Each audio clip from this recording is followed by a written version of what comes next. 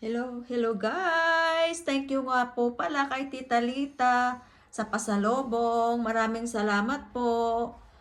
Ito ay mulak. Since 1993, world famous homemade ensimada. Wow! Special yan from Philippines. At syempre po, banana chips. Thank you so much. Ma'am Shi Iris, thank you sa pagdala nito. Pakita natin sa loob kung ano yung ano. Sigurado ang uubos nito ay si Christian. Mahal. Tingnan mo. Look. Tingnan mo. Anong So, wow. Umpisahan na. First time ko to na makakain ng ganito.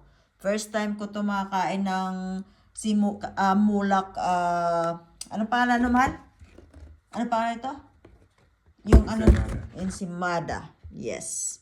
Let's go. Try na natin.